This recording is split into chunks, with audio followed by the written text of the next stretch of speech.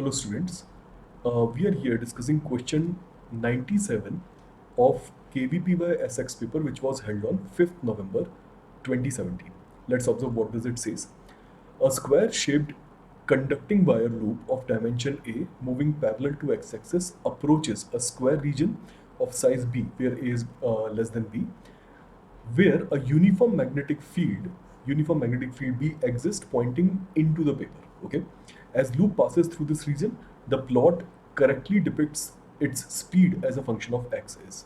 Okay, now please observe कि इस question के अंदर आपको ये चीज़ समझ में आती होगी कि कुछ टाइम लगेगा, है ना, जिस जिस कॉन्फ़िगरेशन में इनिशियल फिगर दिया हुआ है उसके हिसाब से इस लूप को इस वायर्ड लूप को रीजन ऑफ मैग्नेटिक फील्ड तक पहुंचने में कुछ टाइम लगेगा and during that point of time इसकी स्पीड कांस्टेंट रहने वाली है, राइट.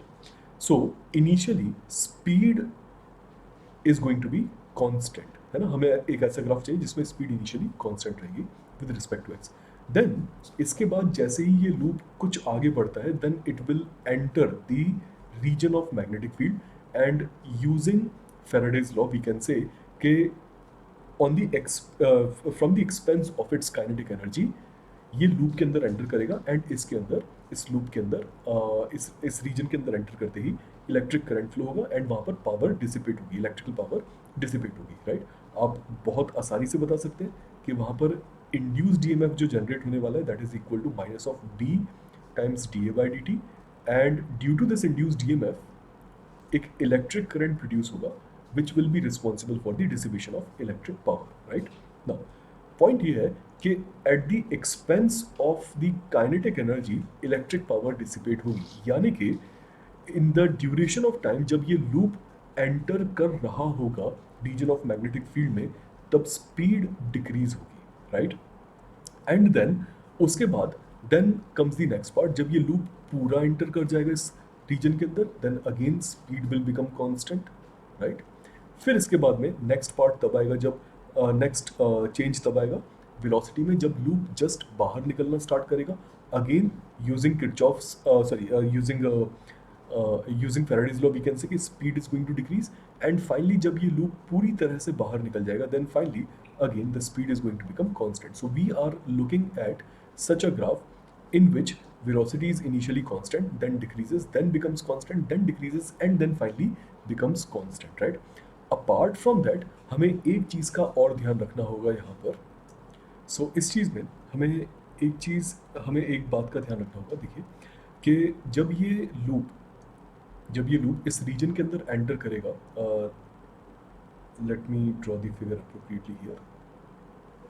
सो जब लूप इस मैग्नेटिक फील्ड के रीजन के अंदर एंटर करेगा सो उस मोमेंट ऑफ टाइम पर इस लूप में एक इलेक्ट्रिक करंट फ्लो होगा, right.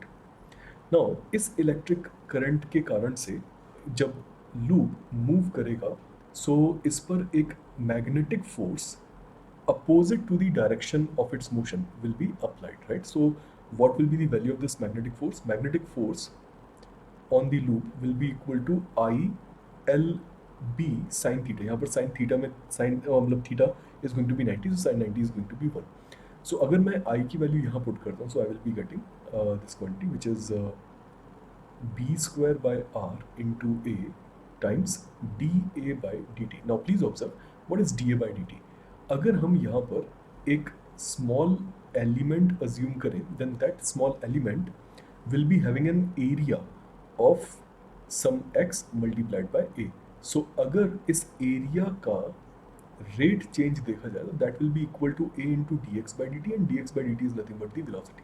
So we can say जो फोर्स यहाँ इस वायर लूप पर लगने वाली है which is mass of the wire loop times acceleration, let's say acceleration is capital A, will be equal to B square by R times A multiplied by this quantity which is A times D X by D T या velocity. So आप यहाँ से देख सकते हैं कि acceleration या retardation इस लूप पर वेलोसिटी से प्रोपोर्शनल होगा, राइट. एंड अगर मैं एक्सेलरेशन को V D V by D X से रिप्लेस कर दूँ तो मुझे यहाँ पर D V proportional to D X और वेलोसिटी प्रोपोर्शनल टू पोजीशन मिलेगा.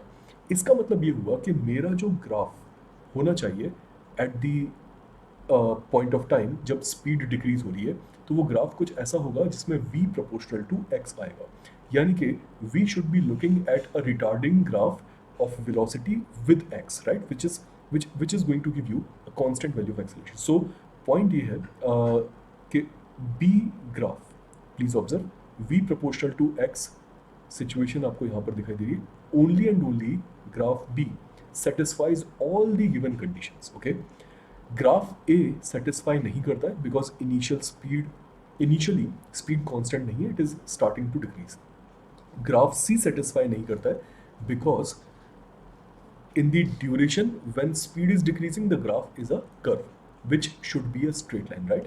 And D भी यहाँ पर सही ऑप्शन नहीं है बिकॉज इस पॉइंट पर आप देखिए यहाँ पर स्पीड में इंक्रीमेंट दिखाई देगा which can not happen, right. So that is why only option B is correct. I hope आपको ये समझ में आया होगा. And if you guys are interested in Vedanta Eklavya, knowing what it is, then please I would request Google it. Best of luck.